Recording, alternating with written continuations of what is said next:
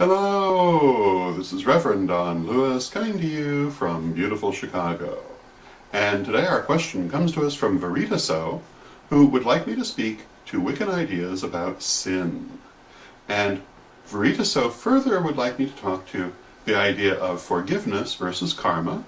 And Veritaso has sent along the URL of a website that contrasts Wiccan and pagan ideas versus Christian ideas, and makes the argument that the Bible is a book of absolute standards, and he would like my take on this as well, because apparently it's bothering him. And to begin with, in Wicca, and of course I'm speaking primarily for my own tradition in this because the traditions do vary, but generally speaking we do not have the concept of sin in Wicca. This is often misunderstood by people who think it means we have no ideas of right and wrong, or of good and bad behavior. However, sin is actually a much more specific term than this. In Wicca, and again I speak primarily for my tradition, we generally regard our ideas of right and wrong as coming from common practice and the social contract that we all live by in society, rather than through divine revelation.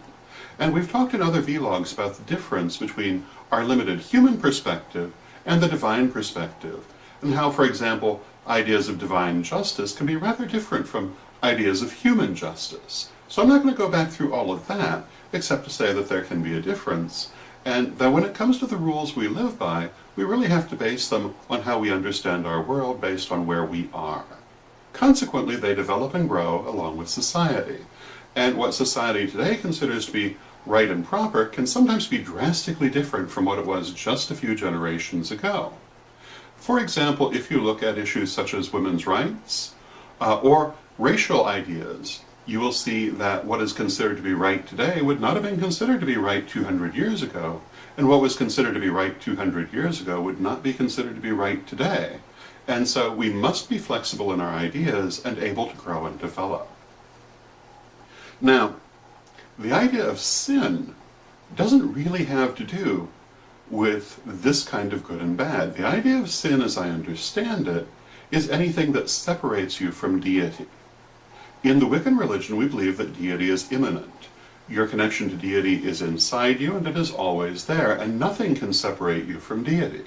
Therefore, there cannot be that concept of sin. Yes, you can do bad things, and these may bring you bad karma, but your connection to deity is still right there. It's always right there, no matter what. Nothing will make that more distant. Nothing can also make it any closer either. It's always the same. Sometimes we lose sight of it. Sometimes we feel alienated from it or isolated from it, but that's us. The connection is actually still right there. So, with that understanding of sin, no, we don't have it in the Wiccan religion. It is totally different to our teachings. And it does not mean that we don't have right and wrong. Now, Veritaso also asked me to speak to the idea of forgiveness versus karma. And because we don't have the idea of sin, and we also don't have the idea of forgiveness of sin per se, Veritaso asks if this means that he is relegated to working things out only through the machinations of karma. And we've talked about this in other vlogs as well. The idea of karma is to learn the lesson of the situation. This can be done by repeating that situation, but there are other ways to do it too. And when you learn that lesson, the attachment is released. Until you do, it will be repeated. And it's not repeated just 3 times, it's as many times as you're still holding on to that attachment until you learn that lesson. It can be far more than 3. It can also be less. So yes, there are other things that you can do besides reliving the situation to satisfy the needs of karma and release it. There are a number of techniques for karmic disentanglement, of which the most powerful is probably soul retrieval. There are others as well. I'm not going to go through a wide range of them except to say that they are there. So, although we do not have forgiveness of sin per se, we do have other ways of alleviating bad karma besides simply living through it. Although for most people, they will live through it until they learn the lesson. Now to the final part of Veritaso's question, that website talking about the absolute nature of Christian morality, I would have to say that this really is not the case at all. And this website makes the point of Wiccan and pagan morality being extremely variable and fixed only on what the individual thinks and wants at that moment, and biblical morality being absolute and unchanging. Well, if you look at the Bible, that's not really what you see.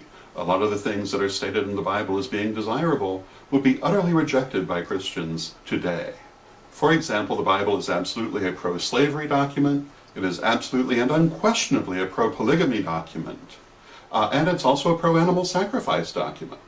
All of these things are either allowed or even demanded in the Bible, but are absolutely not part of Christian morality today. So it's not absolute and unchanging. Though they may absolutely be being sincere in claiming that they think this, they think it only because they've not looked and really thought about the matter. So their morality, like our morality, also grows and changes. So I hope that answers your question within our limited scope of time in the vlog, and gives you some food for thought, and until next time, may you blessed be.